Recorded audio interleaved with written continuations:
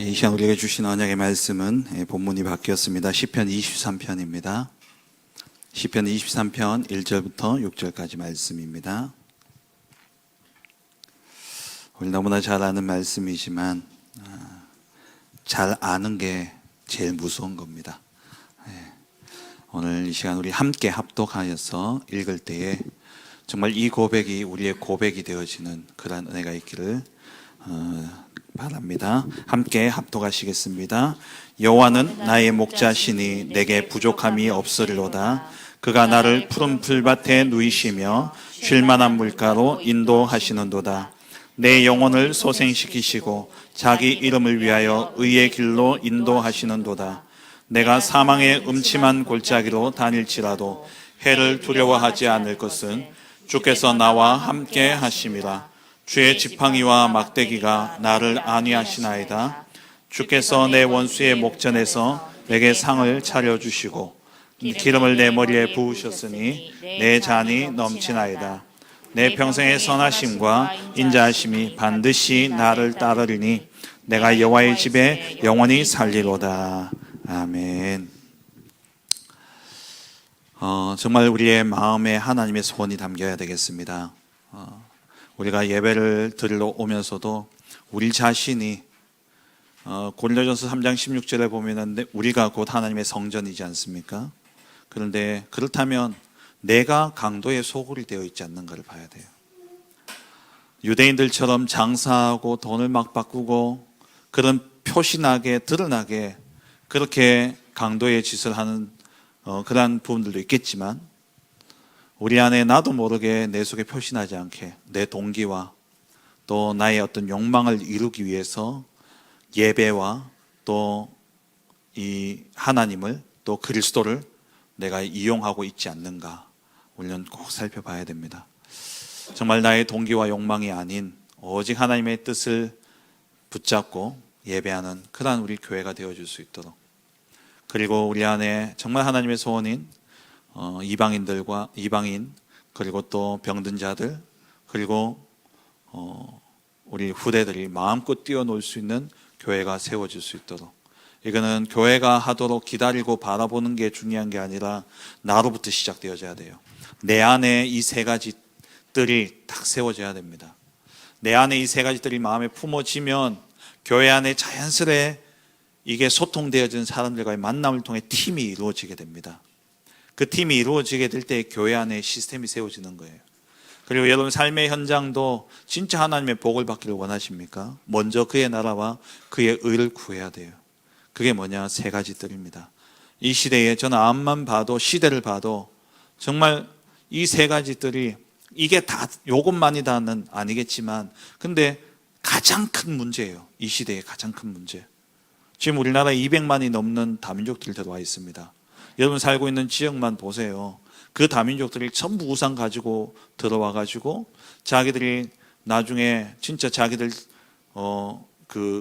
차이나타운, 코리아타운처럼 자기들 타운을 형성하고 그러면서 자기들 세를 넓히고 이미 그런 일들이 일어나요. 김해 쪽에는요 러시아 조폭들, 베트남 조폭들 이런 폭력배들이 자기들 막 싸움도 일어나고 죽이고 이런 일들이 지금 일어나고 있어요. 우리나라 안에서 이런 범죄들이 일어난다니까요. 심지어 중국인들은요 관광 와가지고 우리나라 공권력을 아주 우습게 여깁니다. 경찰들이 막 이렇게 제재를 해도요 안 잡아갈 줄 아니까는요 경찰은 오히려 막 협박하고 그런 게 뉴스로 나오고 그러잖아요. 정말 놔두면 앞으로 이 나라 어떻게 되어질지 모릅니다. 이 시대 재앙이냐 축복이냐. 영적으로 진짜 이들을 살린다면 축복 중에 축복이죠. 왜? 여러분 진짜 5천 정도 가보실랍니까? 한번 다음에 내년쯤에 중남미에 또 가게 될 텐데 전 궁금하신 분들은 저하고 같이 가시자니까요. 밀림에 가서 그들 먹는 음식, 그들 자는 데서 한번 자보시라니까요. 잘 수 있을런지. 에어컨이 어디 있어요? 에어컨이. 바닥이 흙바닥이에요. 진흙바닥. 어디 내 몸 누울 데도 없어요. 근데 우리가 안 가도 되잖아요. 와 있는 다민족들 살리면 돼요. 정말 이방인 애들 그리고 병든 자들 영적으로, 육신적으로, 정신적으로 너무나 시달리는 사람이 많습니다. 힘들어요. 정말 힘든 시대입니다. 이들이 어떤 일을 벌릴지 모릅니다. 한순간 잡혀버리면 어떤 일이 일어날지 몰라요. 이들이 살 곳이 어디 있겠습니까? 정말 살 곳이 어디 있겠어요? 저는 몰랐는데 그 유명한 우리 강사 김미경 씨가 있잖아요. 김미경 씨 아시죠? 아줌마 강사. 그분이 2년 전에 예수를 믿었더라고, 인격적으로. 근데 알고 보니까 모태신앙이 아닌가 싶어요. 근데 신앙 없이, 나는 하나님 없이, 그 사람이 강연했던 내용들이 다 뭡니까? 자기개발이에요. 내가 노력하면 될 수 있고, 이걸 막 했는데 한 2년 전에 완전 이게 그 번아웃이 돼가지고 완전 바닥친 거예요. 그 언니가 목사랍니다. 그래서 너무 힘들어 죽겠다 싶은데 보니까 언니하고 사이가 안 좋아요. 왜? 언니는 신앙을 이야기하는데 자기는 신앙을 아주 우습게 여기고 불신자이기 때문에. 그래서 언니하고 별로 소통도 안 한답니다. 근데 그날따라 언니 부재중이 들어와 있더래요. 옛날 같으면 10통을 전화해도 전화 안 하는데 서로 사이가 안 좋기 때문에. 근데 그래가 왔는데 자기 마음에 누르고 싶은 거예요. 그래서 조심스럽게 딱 눌렀는데, 그래 언니 전화를 딱 받는데 미경아 왜 이러더래요. 평상시하고 다르게 반응을 하더래요. 근데 이 분이 너무 힘드니까 엉엉 울면서 언니 나 너무 힘들다고. 그 밤에 이제 언니가 대전에서 차를 끌고 밤 11시 넘어와가지고 그래서 그 자리에서 예수님 영접하고, 그러면서 2년 전부터 이렇게 지금 신학대학원을 다닌다고 그래요. 그러면서 신학대학원에서 공부하고 그분이 이렇게 쇼츠인가 그게 예수 하나님을 인격적으로 만난다는 것에 대해서 이렇게 설명하면서 자기가 이렇게 영상을 찍어봤는데 참 제 마음에도 이렇게 이분이 신앙이 제대로 들어갔구나라는 생각이 들 정도로 진짜 이렇게 바로. 근데 웃긴 게 뭐냐니까 언니가 전화하려고 한 게 아니라 언니가 보니까 회사를 또 경영하면서 목사이면서 회사를 네일아트 회사를 경영한대요. 직원 중에 김미경이 있었던 거예요. 그 사람한테 전화한다고 눌렀는데 알고 보니까 자기 동생이라가지고 뭐라 할 거니까 얼른 끄는 거예요. 그런데 잘못 간 전화야. 근데 그 전화가 그 사람 살려줘요. 전도 누가 합니까? 하나님이 하시는 거예요. 하나님이 모든 것을 움직이시는 거예요. 그분이 완전 그러기 상태에서 완전히 진짜 정신을 죽고 싶다라는 생각을 들 정도로, 그 사람이 강연했는 내용만 보세요. 도저히 그럴 사람인가? 안전지대가 없다니까요. 진짜 이 시대의 치유, 참된 치유 일어나야 됩니다. 우리 교회 안에. 그래서 치유애들이 필요하고요. 우리 후대들 설 자리가 없습니다. 후대들 다 이미 뇌부터 망가지고 있어요. 뇌가. 이러한 시대에 정말 후대 살리는 세 가지들이 우리 교회 안에 세워져야 되죠. 내가 할 수 있다, 할 수 없다, 내 수준 바라보면 안 됩니다. 믿음을 바꾸세요. 내 수준, 내 능력이 아니라니까요. 나의 수준과 내 목표가 아닙니다. 내 기준이 아닙니다. 내가 할 수 있다, 할 수 없다. 저는 이번 주에 오후 예배 말씀을 듣고 말씀을 계속 묵상하면서 제 마음에 계속 부딪히는 세 가지들 말씀하고 난 다음에 우리 교회가 언제 되겠노? 오후 예배 때 우리 수준이 아니에요. 우리 목표가 아니에요. 하나님의 수준과 하나님의 기준으로 믿음을 바꿀 때에 하나님이 세상을 바꾸는 역사를 일으키신다 그랬어요. 우리 믿음을 바꾸는 기도가 시작되어져야 되는 것이죠. 이번 한 주간 동안 정말 이번 한 주 너무나 중요한 말씀을 주셨습니다. 언제나 다 중요한 말씀이지만 여러분 다시 한번 말씀을 정리하시고 묵상하시면서 살아있는 하나님의 말씀으로 여러분 마음의 언약으로 다 붙잡고 기도하시기 바랍니다. 어떤 상황 속에 있든 간에 내 수준과 내 기준과 내 환경이 어떠하든 간에 믿음을 바꾸는 기도가 시작되어질 수 있도록. 다음 주 또 우리 주일 강단 본문이 믿음을 바꾸는 거예요. 무화과나무를 예수님 저주하시고 난 다음에 그 무화과나무가 죽은 것을 보고 제자들이 놀래가지고 이야기하니까 예수님 뭐라고 이야기하시냐? 기도하면 받은 줄로 알고 받은 줄로 믿어라 그러죠. 이 산을 들어서 저 산을 옮기면 옮겨진다. 기도하면 받은 줄로 믿어라. 믿음을 바꾸셔야 돼요.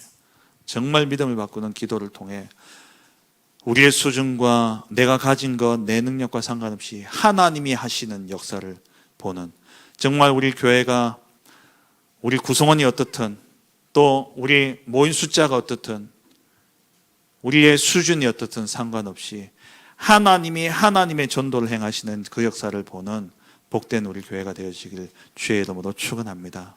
이번에 캠프 세미나 가서도 제 마음에 콱 부딪혔던 게 그 부분이었어요. 하나님이 하시는 전도직을 내가 하는 게 아니라 하나님이 하시는 전도, 하나님이 하시는 것을 내가 봐야 되겠구나. 우리 교회가 진짜 그 응답을 누려야 되겠구나. 그래서 믿음을 바꾸는 기도가 지금 저도 계속 도전하고 있습니다. 정말 믿음을 바꾸는, 그래서 우리 교회가 참된 성전의 본질을 회복하는 교회가 되어줄 수 있도록 기도하는 우리 모든 성도님들 되어지길 주의 이름으로 축원합니다. 오늘 영원 응답 누림의 증인 세 번째 다윗입니다.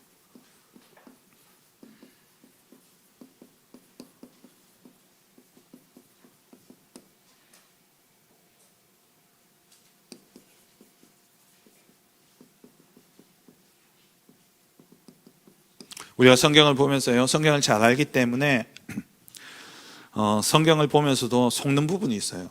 그게 뭐냐니까 성경에 나오는 인물들 생각하면 전부 다 받은 응답만 생각해요. 다윗 하면 골리앗을 쓰러뜨렸고, 야 다윗 하면 참 훌륭한 왕이고, 그것만 생각하죠. 근데 다윗의 일생을 보면은요 정말 그렇게 힘들 수가 없었어요. 시편 31편 한번 보겠습니다. 한 장만 넘기면 되니까요. 시편 31편 9절 10절. 이 시편 31편을 다윗이 언제 썼는지 정확하게 모르겠는데 아마 노후에 썼지 않았나 싶습니다. 그게 오늘 10절에 보니까 일생과 연수를 이야기하고 있기 때문에. 근데 이 다윗이 하는 이야기 한번 보세요. 9절에 여호와여 내가 고통 중에 있사오니, 같이 읽겠습니다. 여호와여 내가 고통 중에 있사오니 내게 은혜를 베푸소서. 내가 근심 때문에 눈과 영혼과 몸이 쇠하였나이다. 내 일생을 슬픔으로 보내며 나의 연수를 탄식으로 보내며 내 기력이 나의 죄악 때문에 약하여지며 나의 뼈가 쇠하도소이다. 이 다윗이 살았던 인생, 우리가 기억하는 다윗은 골리앗을 쓰러뜨린 아주 용맹하고 그 대단한 승리를 이룬 멋진 청년으로 기억하죠. 그리고 이 다윗을 생각할 때 아주 훌륭한 왕으로 성전을 준비했던 그러한 훌륭한 왕으로만 생각을 합니다. 근데 다윗의 일생을 보면은 그 일생은 슬픔으로 보낸 일생이었습니다. 그의 연수는, 그가 살아온 인생을 돌아보면 탄식으로 보냈다 그랬어요. 그러면서 나의 뼈가 쇠하도소이다. 뼈가 쇠할 정도로. 다윗을 늘 따라다니는 게 누구였습니까? 대적들이었어요. 따라다니면서 욕하고 비방하고, 그런 가운데서 다윗이 어떻게 되느냐, 하나님이 나를 잊어버리지 않았을까 라고 생각되어질 정도로 너무 고통스러운 거예요. 우리가 웬만한 고통 가운데서는 그렇게 생각 안 합니다. 예수 믿고 교회 다니는 분들은 웬만큼 어려움 당한다고 하나님 나를 잊어버렸나 이런 생각 안 한다니까. 얼마나 고통을 당했으면 하나님 나를 잊어버렸나, 하나님 나를 버렸나. 이 다윗의 일생을 한번 보시기 바랍니다. 그나마 나았던 시기는 언제였냐? 어린 시절이었어요. 근데 그 어린 시절도 사실 만만치 않았습니다. 다윗이 몇 번째 아들이죠? 다윗이 몇 형제입니까? 8형제예요. 8형제 중 막내. 집에서 우리는 막내하면 마냥 귀엽고 이쁘지만 이 당시에 아이 만날 때는, 많이 놀 때는 막내는 어떻습니까? 이름도 희한하게 지어요. 이름도 희한하게 짓고 집에서도 별로 신경 안 쓰잖아요. 왜? 장자가 우선이니까. 어느 정도였냐니까 잘 아시잖아요. 사무엘이 와가지고 다윗을 그 왕을 세울 때에 아들 이게 잘생기고 멋진 사람들 지나가는데 하나님 다 아니래. 다 지나갔는데 분명히 아들 다 데려왔다 해가지고 다 지나갔는데 하나님이 다 아니라는 거예요. 분명히 이 집 아들이라 했는데 그 아들 더 없냐니까 이새가 그제서야 저 들에 양치는 아들 하나 있다고. 그래서 다윗을 데려왔잖아요. 그래서 이 다윗이 보니까 그게 늘 마음에 상처가 있었던 것 같아요. 우리는 그냥 성경을 읽고 그럴 수 있지 뭐 이렇게 지나가는데 다윗은 마음에 담아뒀던 것 같아요. 왜냐하면 다윗이 시편 27편에 27편 10절에 다윗이 뭐라고 기록했냐니까 내 부모는 나를 버렸으나 라고 되어 있어요. 내 부모는 나를 버렸으나 여호와는 나를 잊지 않았다 그래요. 그럼 이새가 언제 다윗을 버렸습니까? 추론컨대 이 사건만 보더라도 다윗이 늘 그렇게 느껴지는 거예요.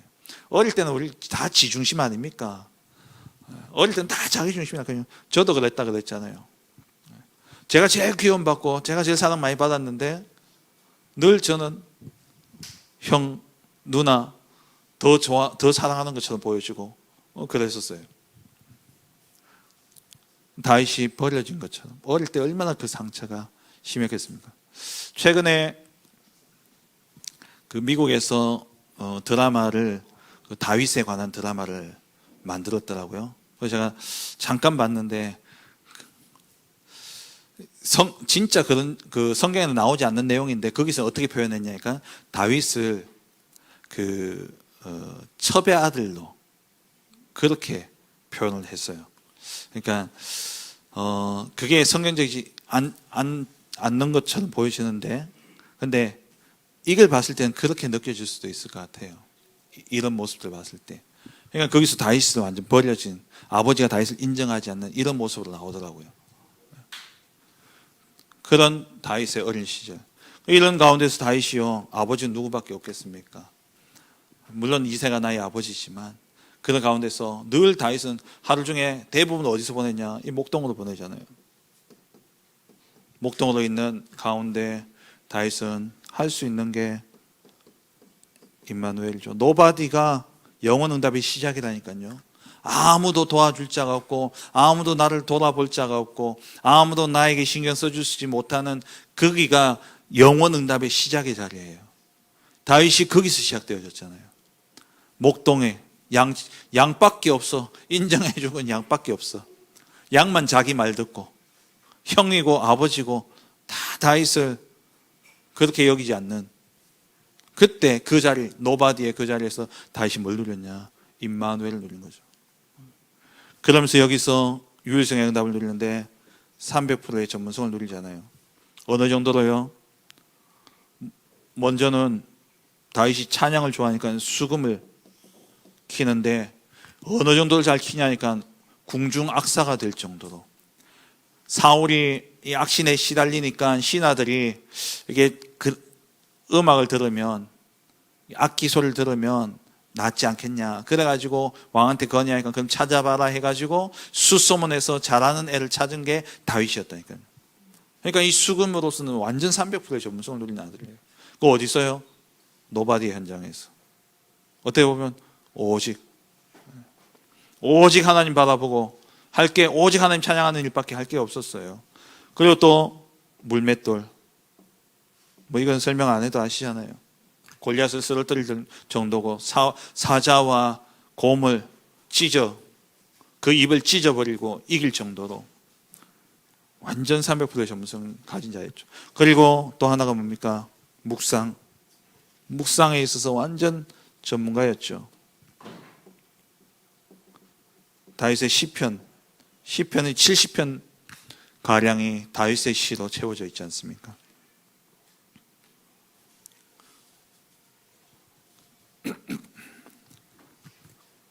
이런 가운데 다윗이 기름 부음을 받습니다.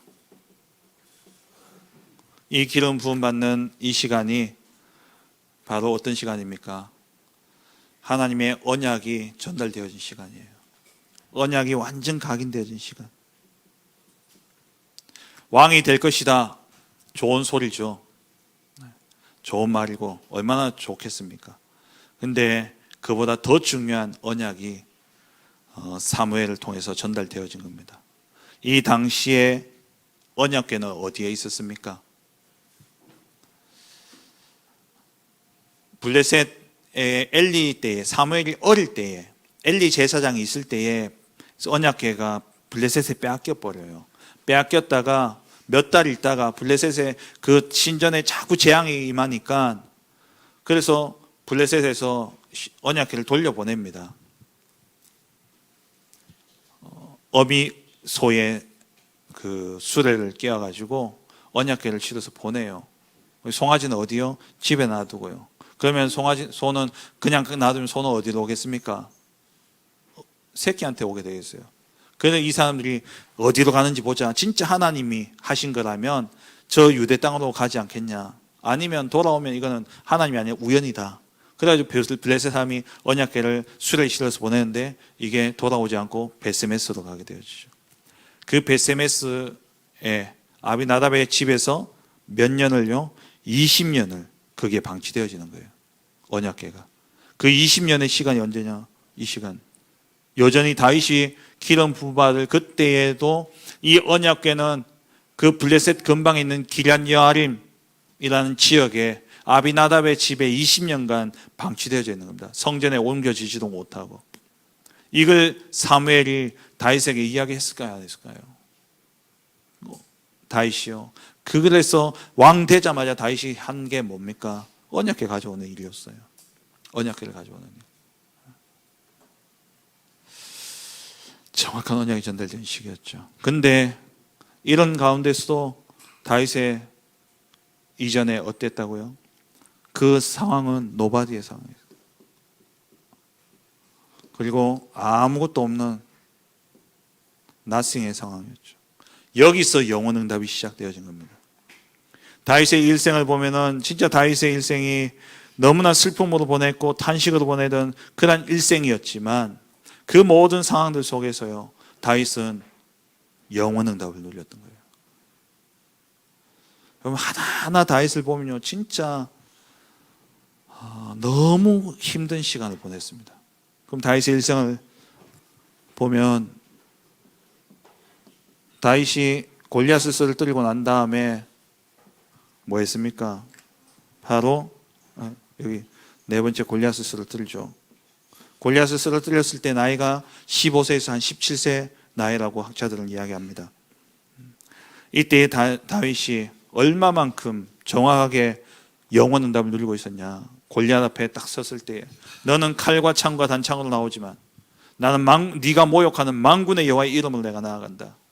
사람의 목숨이 칼과 창에 있지 않다. 하나님의 손에 있다. 전쟁은 여호와께 속한 것인지. 그러면서 다윗이 달려가죠. 그래서 골리앗을 쓰러뜨리지 않았습니까? 이후에 다윗이 그러면 인생이 속된 말로 펴야죠. 왕으로 기름 부음 받았고 그러다가 진짜 나라를 구하고 왕을 구했으니까 이제 다윗은 왕 같은 대접을 받고 왕 같은 축복을 누려야 되는데 웬걸요? 사울의 시기가 시작되죠. 처음엔요, 사울도 좋았다니까 너무 이쁜 거야. 왜? 가는 데마다 다윗이 칭찬받는 거예요.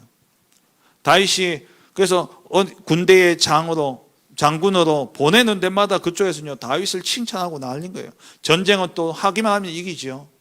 너무 좋았는데 자꾸 여론이 이상한 데 흘러가는 거야.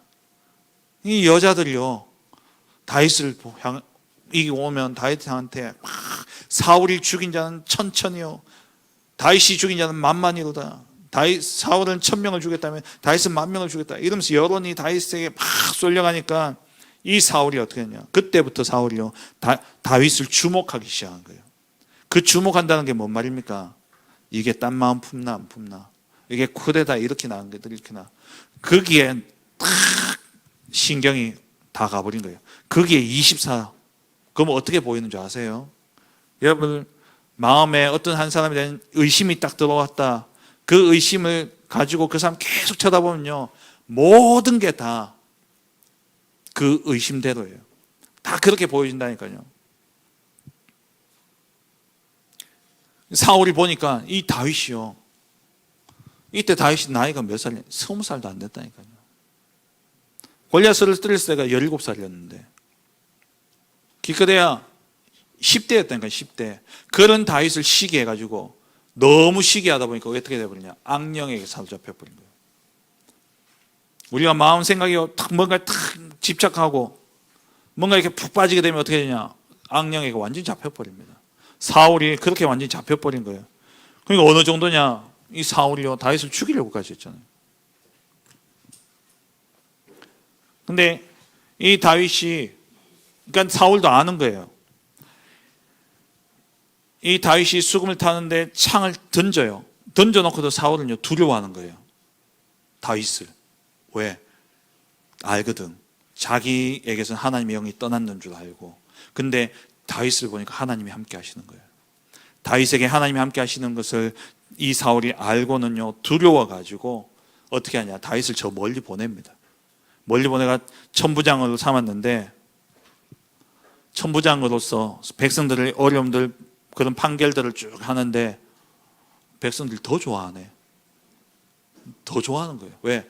너무 지혜롭게 판결하고 어려움들을 풀어주니까. 그래서 사울이 보니까 백성들이 다윗을 너무 좋아하니까 안 되겠다, 내 사람 만들어야 되겠다 해서 자기 원래는 첫째 딸을 주려고 했는데 그 딸보다 미갈이 다윗을 너무 좋아하니까 미갈을 다윗의 아내로 준 거예요. 그런데 그렇게 사울이 그때부터 시기에 잡혀서 그게 악령이 들릴 정도로. 세상은 이렇습니다. 세상이 이래요. 우리 렘넌트들이 가야 될 세상이 이렇다니까요. 우리 렘넌트들 진짜 응답받고 그러면요 시기 질투 가운데요 이런 일들이 비일비재하게 일어납니다. 다윗의 일생을 보면서요 우리 아이들이 가야 될 길이라 생각하세요. 오늘 말씀을 잘 들으면서요. 이런 가운데 또 어떻게 하냐니까 사울이 다윗을 죽이려고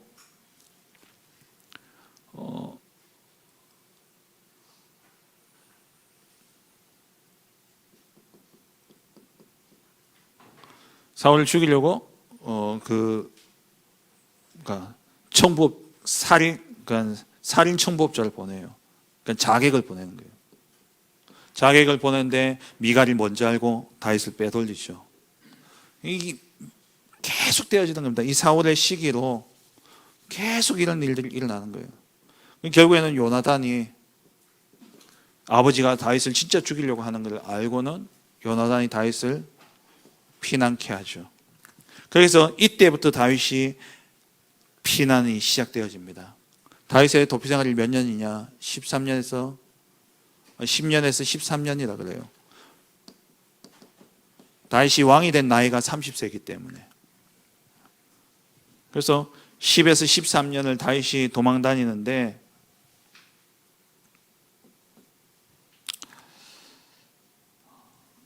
다윗이 먼저 요나단이 알려줘가지고 도망가서 라마나요세 갑니다.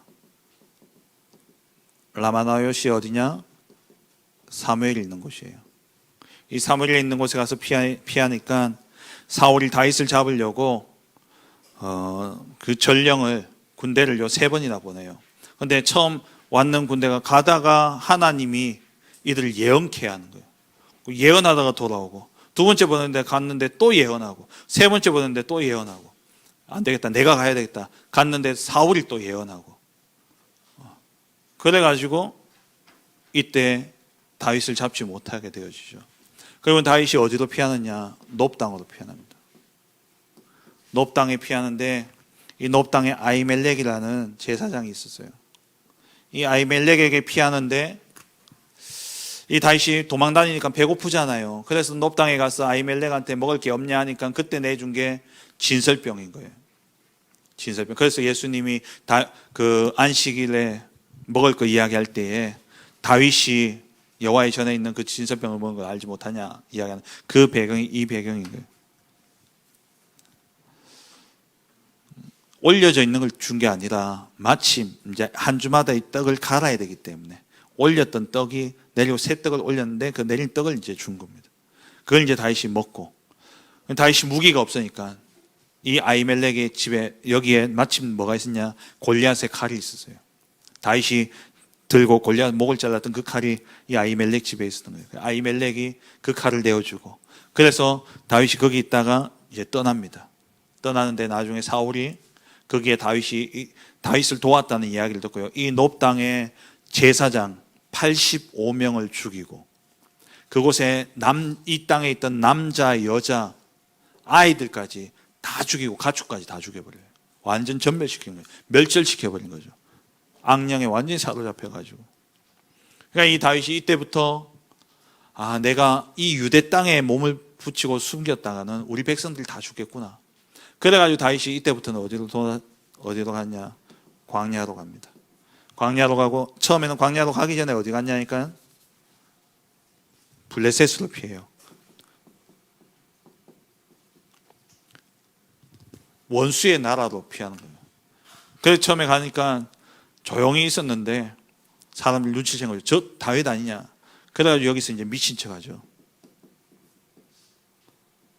미친 척해서 여기서 이제 빠져나오게 되어져요. 그리고 간 곳이 이제 광야로 아둘람 굴로 피하게 되어지죠. 광야의 아둘람 굴. 이 굴에 갔을 때에 이때 400명이 다윗에게 나옵니다. 병든 자들, 환난 당한 자들, 또 다윗의 가족들과 환난 당한 자들, 빚진 자들, 마음에 원한이 있는 자들, 뭔가 이제 지금 사울의 정권에 마음에 불만을 가지고 있는 사람들, 이런 사람들이 모였는데 한 400명 정도 됐어요. 이들과 이제 다윗이 같이 생활을 하는 거예요. 부모를, 나이 든 부모님을 데리고 다닐 수 없으니까 부모님은 모압 땅에 도피시켜 놓고 다윗은 이때부터 이제 돌아다니는 거예요. 그러면서 이 도피 생활을 그렇게 피해 다니죠. 그런 가운데 사울을 2번이나 죽일 수 있는 기회가 있었지만 죽이지 않고 살리고. 왜?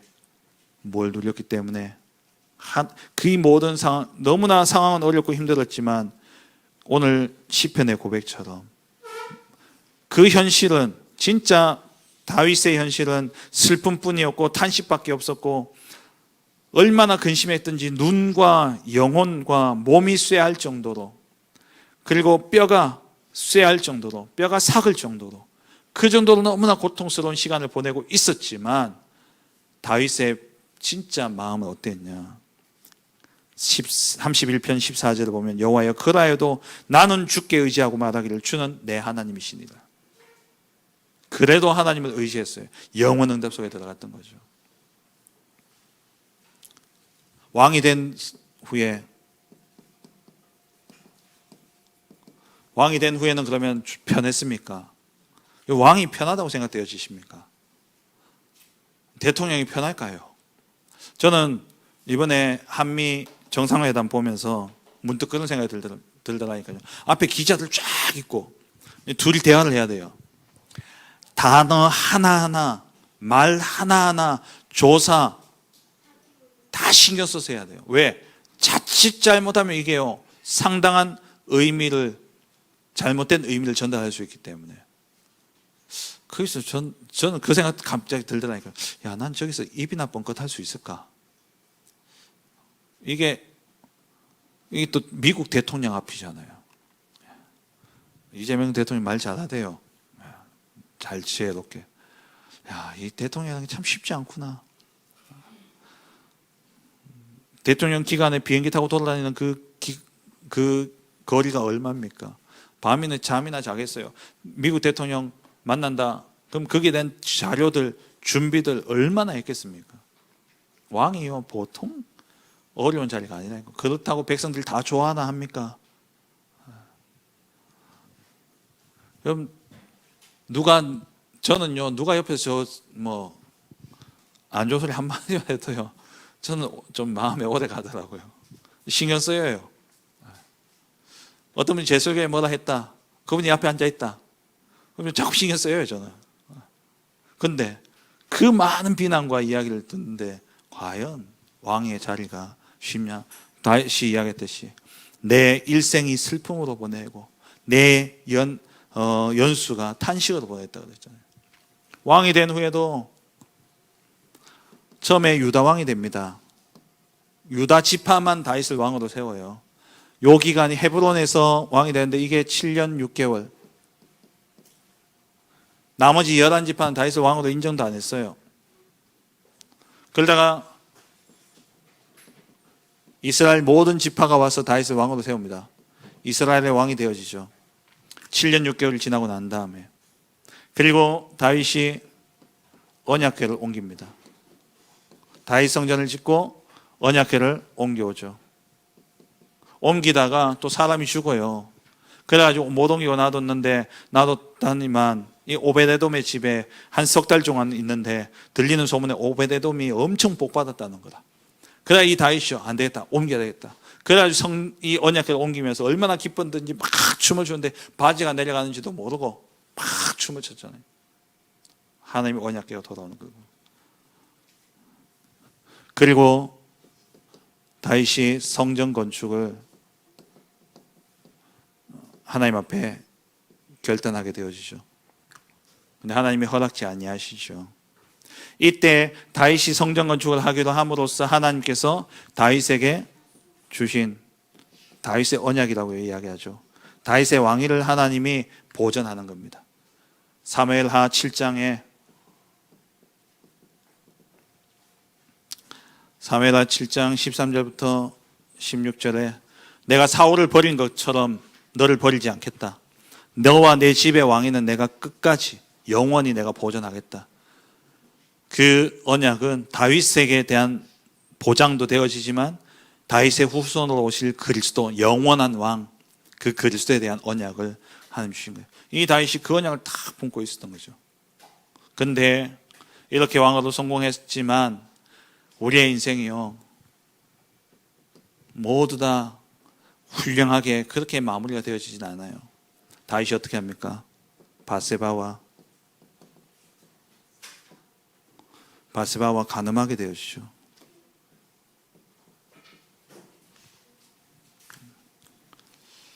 그래서 바세바와의 관계에서 난 아들이 죽어요. 자식이 죽었다니까요. 사랑하는 여인의, 그 여인과의 관계에서 태어난 아들이 죽은 거예요. 그러면 어떻겠습니까? 그 마음이. 근데 여기서 끝나지 않잖아요. 자기 딸이 이 압살롬의 누나가 있는데, 그 압살롬의 누나가 다말인데, 이 다말이 그 압살롬의 형제, 이복 형제죠, 암논에게 강간을 당하게 되어져요. 그래서 이 압살롬이 그때는 아무 말 안 해요.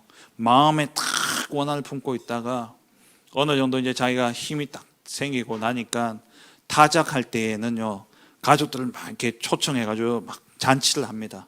아버지도 오시라는 거예요. 아마 압살롬이 그때 아버지도 죽일 생각을 했던 것 같아요. 왜?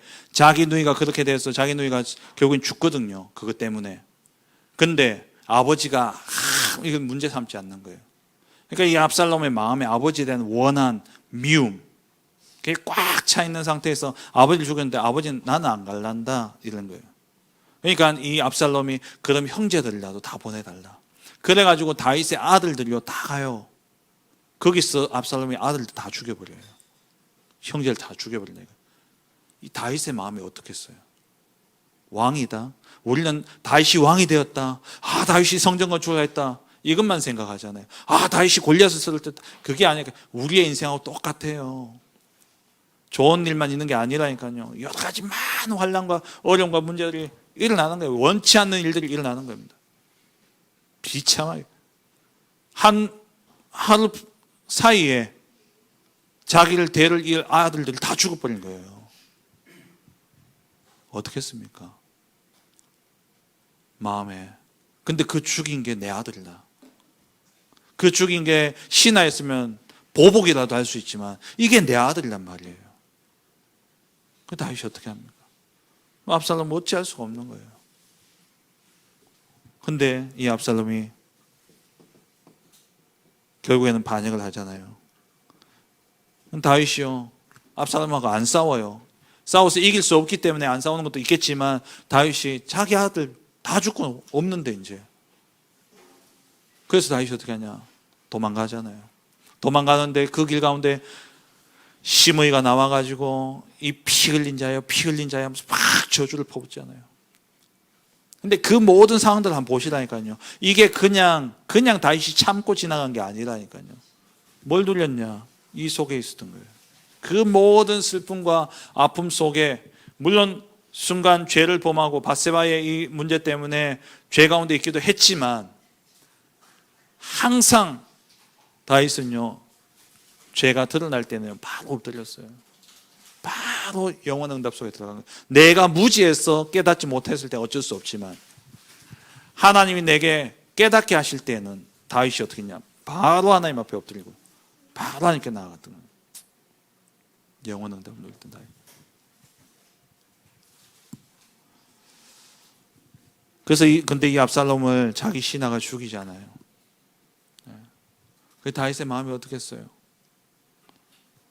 압살롬에 대한 이 분노와 미움도 있겠지만 그래도 자기가 자기 아들인데 그걸 자기 신하가 죽인 거예요. 거기서 끝나지 않고 또 노년 또 세바라는 이 베냐민 지파의 사람이 또 반역을 일으키게 되어집니다. 그리고 그 이후에 기근이 3년 동안 들게 되어지죠. 사울이 기브온 족속을 죽인 거예요. 기브온 사람을 죽인 거예요. 그러니까 이전에 있었던 일이죠. 이것 때문에 하나님이 기근을 3년을 내리신 겁니다. 이건 이제 조금 다른 이야기지만 왜 기근을 내렸냐? 요수아 때에 기브온 족속이 가나안 사람들 아닙니까? 이거 이스라엘한테 안 붙으면 우리 다 죽겠다. 그래가지고 이 사람들이 멀리서 온 사람들처럼 가나안 사람 아닌 것처럼 위장해가지고 와가지고 여호수아한테 그 협약을 맺잖아요. 그래가지고 이 여호수아가 우리는 너희 부족 안 건드리겠다, 철저하게 보호하겠다라고 약속을 해요.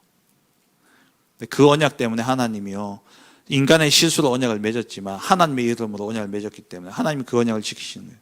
근데 사울이 기브온 사람을 죽인 거예요. 그것 때문에 하나님이 기근을 3년 반 동안 내리게 되어진 겁니다. 이런 일들이 또 노년에 있었죠. 그리고 결정적으로 또 다윗의 죄가 뭐냐? 인구조사죠. 인구를 조사한 거예요. 하나님의 백성이 하나님의 명령으로 이게 인구조사해야 되는, 다윗이 인구조사했다. 이것은 뭐냐니까 자기 나라가 얼마나 강하고 자기 나라가 얼마만큼 부강해졌는가, 자기의 의를 드러내기 위한 거예요.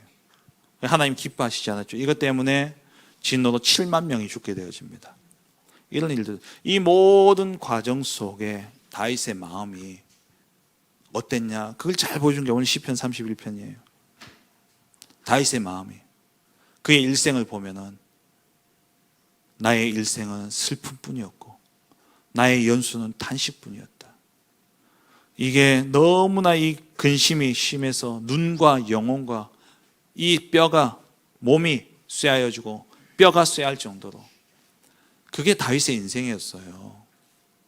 우리는 다윗 하면은 골리앗을 쓰러뜨리고 악신을 쫓아내고 왕이 되어지고 성전 건축하려고 하고 하나님께 막 늘 마음에 드는 사람처럼만 생각하지만 그거는 인생의 한 사건들일 뿐이에요. 그 사건들이 과연 길게 해봤자 얼마나 길었겠어요. 골리앗 쓰러뜨리자마자 바로 도망 다녔는데요. 왕 되자마자 잠깐 언약궤 모시고 이때까지 좋았죠. 그건 자기 잘못 때문에 아들이 죽기 시작하는데 막 형제 간에 학살이 일어나기 시작하고, 이 다윗의 마음이 어떻겠냐고요. 그런데 상황이 이러한 가운데서도 다윗의 고백은 어땠습니까? 그게 오늘 시편 23편이에요. 다윗의 이 모든 상황을 생각하면서 다윗이 했는 시편의 고백을 보시라니까요. 과연 이게 맞는 말인지, 과연 이게 다윗의 이런 인생을 두고 봤을 때에 이 말이 맞냐고요. 여호와는 나의 목자시니 내가 부족함이 없으리로다. 하나님이 인도하셨는데 아들이 다 죽어버려요. 하나님이 인도하셨는데 10년 넘게, 다윗이 60년을 살았다면 거의 이게 다윗이 33년을 이스라엘의 왕으로 있거든요. 그러면은 30세의 왕이 됐더니 한 63세까지 살았단 말이에요. 한 63세까지 살았는데 그 가운데 10년, 15년을 도망 다닌 거예요. 인생의 4분의 1, 5분의 1을 도망 다닌 거예요. 그 기간이 과연 여호와는 나의 목자시니 내게 부족함이 없으리로다. 이 말이 맞냐고요. 그가 나를 푸른 풀밭에 누이시며, 푸른 풀밭이라는 게 먹을 걸 많이 주는, 그 뜯어 먹을 게 많은 그런 초원도 의미되어지지만 뭐냐가 뜨거운 햇볕 아래 그늘이 되어지는 그러한 풀밭, 쉼을 얻을 수 있는 그곳, 그리고 급류가 아닌 쉴만한 물가. 이 물가는 뭐니까 잔잔한 물가라는 말이에요. 물이 막 빠르게 지나는데 그 양들이 그 물을 먹기 힘들잖아요. 잔잔한 물로 먹이셨대요. 어디 잔잔합니까? 어디 쉴만하냐고요. 예수 믿는 게 다 평탄한 게 아니라니까요. 예수 믿는 것은, 우리가 예수를 믿는 건 십자가를 지고 가는 거예요. 우리가 당하는 고난, 고통 당연한 겁니다. 우리 너무 지금 강도의 속을 되어져 있다니까요. 우리 자신들이. 우리 후대들 언약 가졌으니까 전부 서밋된다. 아니라니까요. 시대의 문제가 우리 가정에도 나타날 수 있어요. 우리 아이들 가운데 정신 문제 오는 애들도 있을 수 있다니까요. 영적 문제 옵니다. 와요. 예수 믿는다고 없었냐? 없을 수가 없어요. 왜? 시대의 문제이기 때문에. 왜 있어야 됩니까? 시대 앞에 증인으로 세워야 되기 때문에 하나님이 우리 언약 가진 가정에 그런 아이들 일어나게 하신다니까요. 내 가정이 아니어서 여러분들 다행입니까? 아니라니까요. 다윗의 일생을 보시라고요. 일반 왕들이 당하는 일들이에요. 아들이 반역하고 또 쫓겨나기도 하고 언제나 이 살의 위협 가운데 살아가고, 그게 당연한 인생이에요. 그게 세상의 인생이라니까요. 우리도 똑같은 세상 속에 살기 때문에 그런 문제 속에 있는 게 당연하다니까요. 예수 믿는다고 아무 문제 없는 게 아니에요. 예수님은 오히려 뭐라 했냐? 세상이 너희를 미워한다 그랬어요. 저들은 세상이 사랑하겠지만 우리는 세상의 미움을 받으며 살아가야 될 존재예요. 아주 우리가요, 복음 하면서 너무나 잘못된 생각을 가지고 살아가고 있어요. 신앙생활에. 다 경제 축복받을 줄 압니까? 아니에요. 필요에 따라 하나님 주시는 분들도 있겠죠. 대부분은요, 그렇지 않을 수 있습니다. 근데 우리의 마음은 어떠하냐? 우리의 고백은 어떠하냐? 이런 거예요. 우리의 고백은 여호와는 나의 목자시니 내가 부족함이 없으리로다. 어디 부족하지 않습니까? 늘 부족한데. 근데 부족하지 않아요. 그가 나를 푸른 풀밭에 누이시며, 어디 푸른 풀밭입니까? 광야인데. 근데 푸른 풀밭이에요. 쉴만한 물가도. 어디 다윗이 쉴 시간이 어디 있었습니까? 10년 넘게 사울 눈 피해가지고 도망 다녔고 미친 척하고, 왕이 돼서도 언제적 이들이 반역할까 노심초사하고, 적군들이 언제 쳐들어올까 신경 쓰고. 어디 쉴만한 물가예요. 근데 쉴만한 물가예요. 이게 신앙이에요. 이게 진짜 하나님 주신 세상이 이해할 수 없는 축복인 거예요. 제가 그랬잖아요. 제 친구가, 고등학교 친구가 지난주에 결혼했어요. 나이 50이 돼가지고. 근데 나이 50에 아직 결혼을 못한 놈이 한 놈 더 있어요. 저하고 제일 친했던 친구인데 20년 전에 제가 만났는데, 이 친구가 저한테 만났을 때 뭐라 그랬냐, 제가 목사 되고 얼마 안 됐는데 저보고 니는 무슨 재미로 사노? 술도 안 마셔, 노래방도 안 가, 여자도 없어. 여자는 우리 집에 많다. 제가 그랬던 친구였어요. 근데 그때 제가 복음을 전했거든요. 복음 안 받았어요. 세상이 볼 땐 그렇잖아요. 근데 이 친구가 이번에 이제 그 다른 한 놈 결혼 못 하는 얘 때문에 친구들이 모여서 저한테 전화 온 거예요. 그래서 통화했는데 저한테 그러는 거예요. 야, 있잖아. 저한테 잘 지내나 하길래 제가 그런 이야기 안 하는데, 그날따라 야, 나는 그리스도안에서 너무 평안해 이럴 때면, 그래, 내가 진짜 이제 술 취해서 내가 하는 이야기가 아니고 내가 진짜 진심으로 이야기하는데 니 너무 존경스럽고, 야, 니 진짜 너무 대단하다 이러는 거예요. 이게 속을 돌았나 이게. 근데 가만히 보니까 느낌이 교회 나가는 것 같아. 그래, 니 요즘 교회 가나 했겠네. 1년 됐다는 거예요. 5월 달에 세례 받았다가. 얼마나 참 감사하든지. 정말 우리가 사는 날 동안에 정말 세상의 기준으로 볼 때는요, 어떻습니까? 아무 재미없는 인생이에요. 예수 믿는 게. 근데 우리의 고백은 어떻습니까? 야, 잘 지내나? 평안하잖아요. 문제 없냐? 있다니까요. 뭐 빚이 없냐? 빚의 경제라 했는데 빚이 오다가 회계 하나 지워져 버렸어. 빚의 경제라. 그래도 정말 하나님이요, 여호와는 나의 목자시니. 이 다윗의 고백이 우리의 고백이 돼야 돼요. 이게 영원 응답에 누리는 사람의 고백인 거예요. 그럼 다윗이 내 영혼을 소생시키시고, 내 영혼이, 다윗이 뭐라 그랬습니까? 쇠하다 그랬어요.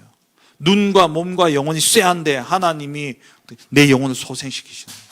다시 살리시는 거예요. 나를 의의 길로 인도하시는도다. 형통한 길로 인도한대요. 의의 길이란 이 말은 형통하다는 의미거든요. 근데 뭐가 형통하냐고요? 뭐가 형통합니까? 형통하대요, 다윗은. 내가 사망의 음침한 골짜기로 다닐지라도 해를 두려워하지 않겠소서. 주께서 나와 함께 하십니다. 주께서 주의 지팡이와 막대기가 나를 안위하시나이다. 그러면서 다윗의 소원은 뭡니까? 마지막에 내 평생의 선하심과 인자하심 반드시 나를 따를 것이기 때문에 내가 평생 어디에 살겠다고요? 영원히 여호와의 집에 살겠다. 영원히 여호와의 집에 살겠다. 이게 뭡니까? 영원히 천국에 살겠다는 거예요. 이게 영원 응답 아닙니까? 누구나 다 고난을 당하기 싫어합니다. 누구나 다 어려운 일 당하기 싫어합니다. 근데 그게 최고의 은혜예요. 이번에 캠프 세미나 갔는데 그 조장 역할 하시는 목사님들이 하나같이 하시는 이야기가 보니까 지금 캠프 응답 받기 전에 다들 사표 쓰려고 준비하고 있던 사람들. 너무 힘들어가지고 목회 못하겠다. 목회 그만둬야 되겠다. 그랬던 사람들이에요. 그때 그 완전 바닥까지 내려간 그때 주의 지팡이와 막대기가 나를 안위하시나이다. 하나님께서요, 그때 이분들을 이 전도운동 속에 하나님 하신 역사를 보게 하시고 그러면서 다 하나같이 그 고백을 하더라고요. 여러분, 우리가 당하는 가장 괴로움, 가장 어려운 그 시간이 영원 응답의 시작입니다. 다윗의 일생을 보세요. 요셉의 일생은 어떻습니까? 모세의 일생은 어떻습니까? 우리가 그토록 본받고 싶어하는 예수님의 인생은 어떻습니까? 다 하나같이 십자가의 길이었어요. 십자가의 길. 그런데 우리는요, 형통하리로다. 사망의 음침한 골짜기로 다닐지라도 해를 두려워하지 않겠으면 주께서 나와 함께 하십니다. 주께서 우리를 쉴만한 물가로, 푸른 초장으로 인도하고 계심을 믿으시기 바랍니다. 감사하시기 바랍니다. 현실과 상황이 어떠하든 그때 우리는 주의 선하심과 인자하심이 반드시 나를 따르리니 내가 여호와의 집에 영원히 살리로다. 영원 응답 속에 들어갈 줄 믿습니다. 그 응답 누리는 우리 모든 사랑하는 성도님들 되어지길 주의 이름을 축원합니다. 하나님 감사합니다. 우리의 삶의 현실이 녹록치 않고 또 세상 가운데서 볼 때에 너무나 고되고 힘든 시간을 지나지만 하나님, 그렇지만 우리는 영원 응답 속에 있음을 믿습니다. 오직 그리스도 붙잡고 오직 하나님의 언약 붙잡고 나아갈 때에 하나님, 우리의 모든 삶을 통하여 지나간 모든 아픔과 슬픔과 고통과 괴로움이 누군가를 살리는 답이 되어지는 증거가 되어질 것이요, 그래서 우리는 어떤 상황 속에서도 나는 영원히 여호와의 집에 살리로다 고백했던 다윗과 같이 영원 응답 속에 들어가는 우리 모든 사랑하는 성도들 되게 하옵소서. 예수 그리스도의 이름으로 기도합니다. 아멘.